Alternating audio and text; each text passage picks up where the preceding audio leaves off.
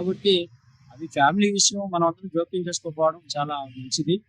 వాళ్ళు ఎప్పటికైనా వాళ్ళ ఒక తండ్రి కొడుకులు కాబట్టి వాళ్ళు ఇద్దరు ఒకటి అవుతారు. దగ్గరలోనే అవుతారు కూడా వాళ్ళ పరిస్థితులు ఏ యొక్క ఉన్నాయి కదా! లా అండ్ ఆర్డర్ ఉంది. చట్టాలున్నాయి. పోలీస్ వ్యవస్థ ఉంది.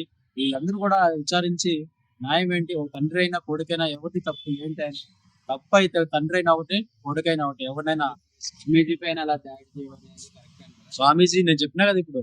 భగవంతుడైనా సరే తప్పుంటే ఎవరైనా మనిషైనా సరే మనకు రైట్స్ ఉండాలి. మానవ హక్కుల ఉల్లంఘన ఒకసారి తెలుసా మీకు? ఒక మనిషి మీద అనవసరంగా వచ్చితే భగవంతుడైనా సరే ఏమైనా చేయొచ్చు. కావాలంటే మన హిందూ శాస్త్ర ప్రకారం ఒక మంత్ర యంత్ర శాస్త్రాలు ఇవన్నీ కూడా ఉన్నాయి కాబట్టి కొంచెం పెద్ద పండితులు కానీ వాళ్ళని కూడా కనుక్కోండి. వాళ్ళు లేదా మోహన్ బాబులో ఒక దైవం వచ్చి ఆయన స్వామి ఇంకో స్వామి ఇంట్లో వచ్చి నేనే తప్పు చేసాను అందరూ దేవుళ్ళు ఉన్నారు కదా. ఒక దేవుడిని అనవసరంగా ఇంకో దేవుడు గమ్మున ఉంటాడు. అలాంటి స్థితులు కూడా ఏమైనా ఎదురైనాయేమో కనుక్కోండి ఒకసారి. ఏమైనా హిందూ ధర్మం పక్కన యజ్ఞాలు ఏమైనా పెట్టేసి కనుక్కుంటారు. కొంచెం చెప్తా ఉంటారు. మంత్ర ఈ విధంగా కూడా చాలా మంది చెప్తా ఉంటారు. ఎందుకు ఇలా జరిగింది అది రీజన్ కనుక్కోండి ఫస్ట్. ఏ విధంగా కనుక్కుంటారో దాన్ని బట్టి మీరు మూవ్ అవ్వండి. అవును అలా చేయడం కూడా కరెక్ట్. నేను అదే చెప్తున్నా పెద్ద వ్యక్తి ఇన్నాళ్ళుగా ఎప్పుడు చేయలేదు కదా ఆయన.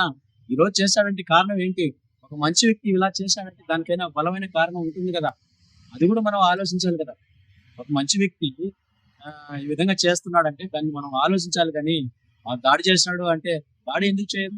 అనవసరంగా మన మీదకి వస్తే ఎవరైనా దాడి చేస్తారు. అది అనవసరంగా వచ్చారో లేదా ఇంకొక ఇచ్చారో మీడియా మిత్రులు కూడా అర్థం చేసుకోవాలి. ఫ్యామిలీ విషయము. ఒకవేళ మనోజ్ గారు కూడా మిమ్మల్ని సపోర్ట్ గా రమ్మని చెప్పి మీరు పిలుస్తుంటే అంటే ఒక జర్నలిజం గా మనం ఎవరు పిలిచినా మనం వెళ్ళొచ్చు. ఆ రైట్స్ మనకున్నాయి.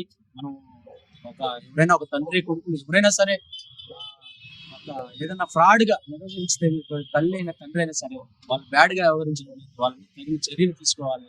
అది మన ఉంది మన సమాజంలో ఒక భారతీయ పౌరులు ప్రతి ఒక్కరికి కూడా ఉంటుంది. కానీ దాన్ని విచారించండి.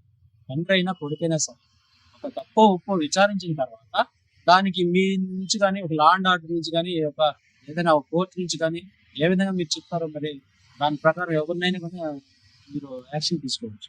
మరి మోహన్ బాబు గారు తప్ప లేదా మనోజ్ గారు తప్ప లేదా తప్ప ఏంటి అనేది మనం సరైన కౌన్సిలింగ్ చేసినట్లయితే అవి నిజాలు బయటకు వస్తాయి.